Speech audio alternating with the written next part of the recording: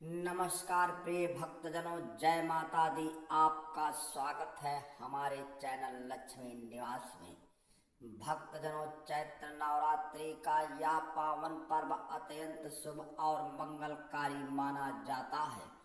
यह पर्व चैत्र मास के शुक्ल पक्ष प्रतिपदा से प्रारंभ होकर रामनवमी तक चलता है। यह समय केवल एक त्योहार नहीं है, बल्कि माँ दुर्गा की आराधना और शक्ति साधना का विशेष अवसर है।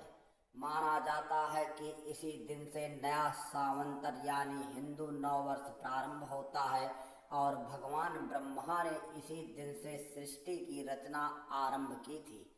यही कारण है कि चैत्र नवरात्रि का धार्मिक, आध्यात्मिक और सांस्कृतिक महत्व अधिक बढ़ जाता है। इन 9 दिनों तक भक्तजन माँ के 9 स्वरूपों की पूजा करते हैं और व्रत का पालन करके उनके आशीर्वाद की प्राप्ति करते हैं।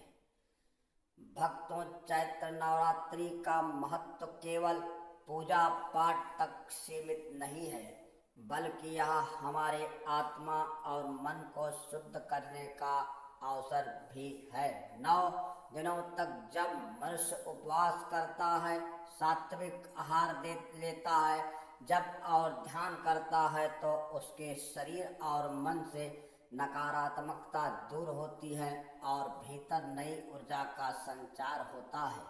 माँ दुर्गा के 9 स्वरूप शैलपुत्री, ब्रह्मचारिणी, चंद्रघंटा, कुष्मांडा, स्कंद माता, कात्यायनी, कालरात्रि, महागौरी और सिद्धदात्री जीवन में शक्ति, शांति, ज्ञान, साहस, भक्ति, ऐश्वर्य और मोक्ष का वरदान प्रदान करते हैं। ऐसा कहा जाता है कि जो भी व्यक्ति श्रद्धा भाव से चैत्र नवरात्रि का व्रत करता है, उसके जीवन से दरिद्रता, कलेश और दुख दूर हो जाते हैं और माँ दुर्गा का कृपा से घर परिवार सुख शांति समृद्धि भर जाता है।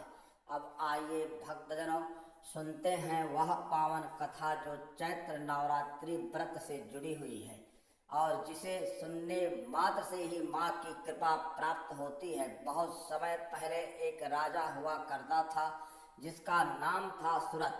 राजा सूरत बड़ा ही धार्मिक, न्यायप्रिय और प्रज्ञा का हित चाहने वाला शासक था।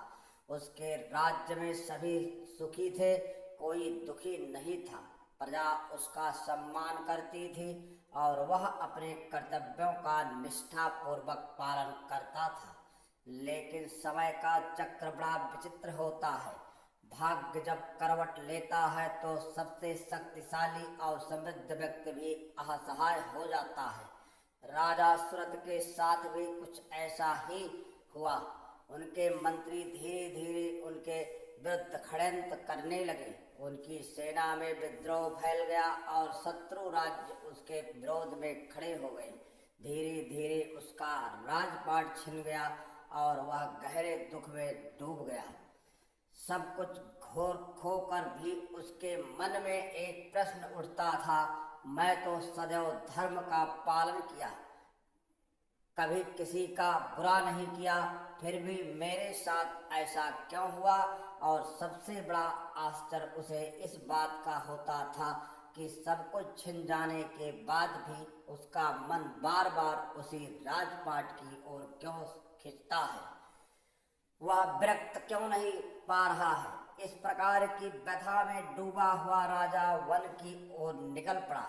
भटकते भटकते वह एक महान ऋषि के आश्रम में पहुंच गया। आश्रम का वातावरण अत्यंत शांत और दिव्य था। ऋषि का तेज देखकर राजा का व्याकुल मन कुछ शांत हुआ। उसने उसके चरणों में प्रणाम किया और अपनी पीड़ा सुनाई। राजा ने कहा, गुरुदेव, मेरा सब कुछ छिन गया है। प्रजा, मंत्री, सैनिक सबने मेरा साथ छोड़ दिया, लेकिन मेरा मन अब भी उसी राजपाट की ओर खिंचता है। मैं इससे मुक्त क्यों नहीं हो पा रहा हूँ।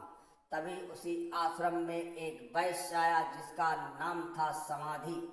समाधि भी अत्यंत दुखी था। उसके अपने ही परिवार ने उसे धोखा दिया था। उसकी पत्नी और पुत्रों ने उसकी सारी संपत्ति छीन ली और उसे घर से बाहर निकाल दिया। असहाय होकर वह इधर उधर भटक रहा था और अब आश्रम में आ पहुंचा था। समाधि ने भी अपनी पीड़ा ऋषि को सुनाई और कहा, गुरुदेव मेरे अपने ही शत्रु बन गए। सबने मुझे छोड़ दिया है, लेकिन मेरा मन अब भी उनके प्रति आकर्षित रहता है। मैं विरक्त क्यों नहीं हो पा रहा हूँ। ऋषि ने दोनों की बातें ध्यान से सुनी और मुस्कुराए हुए कहा, वत्स, यह सब माँ दुर्गा की अद्भुत माया है। यह शक्ति ही है जो मनुष्य के मन और बुद्धि को नियंत्रित करती है। मोह और माया भी उन्हीं की लीला है।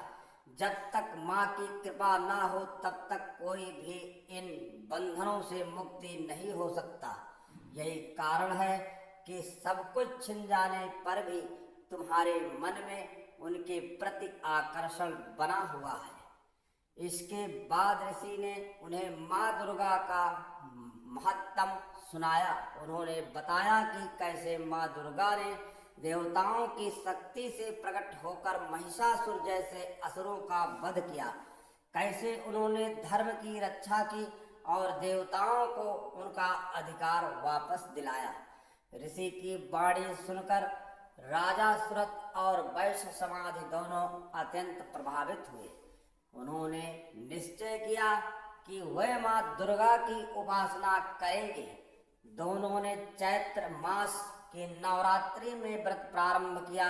वह कठोर तपस्या करने लगे। दिन रात वह भक्ति में लीन रहते, नियमों का पालन करते और माँ की साधना करते। उनकी तपस्या और भक्ति से प्रसन्न होकर माँ दुर्गा उनके सामने प्रकट हुई। उनके दर्शन से पूरा आश्रम प्रकाशमान हो गया। माँ ने कहा, वत्स, तुम्हारी भक्ति ने मुझे प्रसन्न कर दिया है। माँ, आपने भक्तों को कभी खाली हाथ नहीं लौटाती। कहो, तुम्हें क्या चाहिए। राजा सुरत ने विनम्रता से प्रार्थना की, माँ, मैं अपना खोया हुआ राज्य वापस पाना चाहता हूँ ताकि फिर से प्रजा का कल्याण कर सकूं। वैश्य समाज से कहा, माँ, मुझे संसारिक मोह माया से मुक्ति चाहिए। मैं आत्मज्ञान और मोक्ष की प्राप्ति चाहता हूँ। माँ दुर्गा ने प्रसन्न होकर दोनों को आशीर्वाद दिया। राजा सुरत को उन्होंने उसका खोया हुआ राज्य वापस दिलाया और उसे दीर्घायु और समृद्धि का वरदान दिया। वहीं वैश्य समाधि को उन्होंने आत्मज्ञान और मोक्ष प्रदान किया। प्रिय भक्तजनों, यही है चैत्र नवरात्रि की पावन कथा। यह कथा हमें यह शिक्षा देती है कि जीवन में चाहे कितनी भी कठिनाइयां क्यों ना आएं, यदि हम सच्चे मन से माँ दुर्गा की भक्ति करते हैं तो हर समस्या का समाधान अवश्य मिलता है। राजा सुरत ने भक्ति के बल पर अपना खोया हुआ राज्य अपना प्राप्त किया और समाधि ने मोक्ष का वरदान पाया। इसी प्रकार माँ दुर्गा अपने हर भक्त की रक्षा करती हैं और उन्हें सुख, समृद्धि और मुक्ति प्रदान करती है। भक्तों, चैत्र नवरात्रि के 9 दिनों में यदि हम पूरे श्रद्धा और विश्वास के साथ व्रत करें, माता की पूजा करें और यह कथा सुने तो निश्चय ही माँ दुर्गा की कृपा हम पर बरसती है। यह व्रत घर में शांति लाता है, दरिद्रता को दूर करता है और जीवन को सुख समृद्धि से भर देता है। इसलिए कहा गया है कि चैत्र नवरात्रि का व्रत केवल शरीर का नहीं बल्कि आत्मा का भी शुद्धिकरण करता है।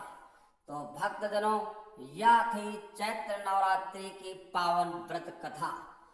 आशा है कि आपको यह कथा अवश्य पसंद आई होगी। यदि यह वीडियो आपको अच्छी लगे हो तो कृपया इसे लाइक करें, अपने परिवार और मित्रों तक साझा करें और हमारे चैनल लक्ष्मी निवास को सब्सक्राइब करना ना भूलें, ताकि माँ दुर्गा से जुड़ी और भी अद्वितीय कथाएं और भक्ति रस से भरे प्रसंग आप तक पहुंचते रहें। अंत में हम यही कहेंगे, माँ दुर्गा की भक्ति से बड़ा कोई साधन नहीं, उसकी शरण में बढ़कर कोई आश्रय नहीं। जय माता दी, हर हर महादेव। आप सभी को कोट कोट प्रणाम, लाख लाख धन्यवाद।